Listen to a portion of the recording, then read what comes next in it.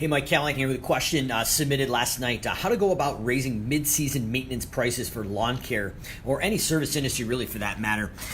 First thing I want to look at before we go out and raise prices, one of the things we always see on these Facebook groups is when people are asking how they should raise their prices, they're talking about how they're actually raising prices. They're doing it maybe $3 across the board or $5 across the board.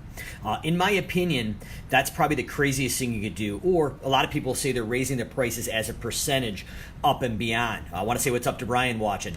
But basically, as you're going out to raise your mid-season pricing, the first thing you want to do is lay a foundation. So we want to have the start and stop times for every job we've done for the whole entire year, and hopefully the non-billable drive time associated with it. What we're going to do is probably export that or put that into an Excel or Google sheet. And let's just say our desired dollar per man hour revenue goal is $55 an hour. What we're going to do is in that sheet is average all the jobs we've done for the landscape maintenance package or landscape maintenance job. Anything that is below the threshold of our goal of $50 per hour in this example, we are going to raise it up to hit the threshold of $50 an hour. So we're not going to go mid-season to raise our prices across the board, whether it's an increase of labor or an increase of gas. Long as we're hitting our hourly goal with any of the increased prices that we've seen that we didn't project, we are going to go in and raise the prices on all the jobs that aren't hitting the hourly threshold. So this is a non-emotional way to do it. So if your goal is, say, $50 an hour and you're making $100 an hour, well, we're not going to touch those jobs, obviously, because we're double of what we want. So now to answer the question at hand, we've got the foundational information to make a non-emotional price raise on these jobs. We're going to go out and either write an email or a personal letter, or if it's just a few people, maybe even a personal phone call. The consumer is not going to care that your internal prices have raised. They're not going to care that you misbid a job and are not making the money that you should be making. The key to this, at least we found in my lawn care company, when we did this mid-season or even the beginning of the year, is we focused on what was in it for the potential consumer. So one of the few things that we touched on is we don't overbook our schedules. We're focused on quality, and we make sure that each customer has an allotted time for the job to be done. In order to hit our goals revenue-wise, to be able to have the time and justify the time on their property, there was some price increase. Now, we may mention some ancillary things of fuel or maybe increased labor. But at the end of the day, we really need to focus why your business is different and how it's providing value to the customer, and hopefully overcome any of the price objections or sales objections to that increase. Now, this is going to vary on each and every other service that you're doing, but maybe it's the way you notify people. Maybe you have a before and after service text notification to alert them when you're coming and when you're leaving. So you want to highlight all the things that extra money is bringing for them in the value that you bring, and differentiate yourself from your competition. Avoid them going out to price shop you. So foundationally, we really want to go out and get a baseline of what our hourly goal is, budget versus actual, for an average of all the jobs up to the season. We're going to raise the prices on only the jobs that don't hit our hourly threshold. And then when we go out, whether email, phone call, or text, we want to concentrate on the reasons why the consumer is getting a better benefit with your service than the competitors, and why that small price increase is bringing them value. They don't care about the gas prices for you or your labor costs. What are they getting in up and above and an extra value, and make it about a higher perceived value to overcome them going out and shopping you. So hopefully that is a way of doing it, but that's something we did mid-season around July every year in the company, and we also did it at the end of each year before we went out and renewed those contracts. But first, make it a non-emotional thing. So if Mrs. Smith's lawn you've been cutting since you're 16 years old, she ended up planting 20 trees in the backyard, and it's taken twice as long, that would be a good reason to tell her why the price went up on her specific property.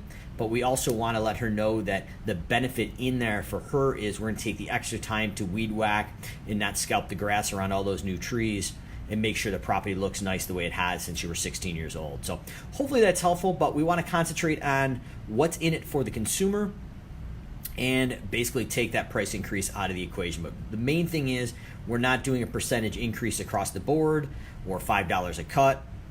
That is the craziest thing that we continue to see in the landscape industry. And if you're my competitor in my local market, I hope you're doing that, because we're going to come right behind you and clean up. So we want to run those job costing reports. So if you're not tracking your start and stop times, whether you're using a CRM such as Service Autopilot or any of the ones out there, even if you're not doing that, your pen and paper, either pen and paper or even like a Google Sheet or Excel sheet, track your start and stop times for everything you do. That's going to allow you to have a non-emotional benchmark of how much money you're making per hour and if you're hitting your goals. And I also recommend measuring the turf square footage, landscape square footage, linear length of landscape bed, maybe small, medium, and large shrubs. While you're doing that, it's going to be a double effect for you as far as positivity, because then you can take that data on an average across the whole entire year and create production rate based estimating.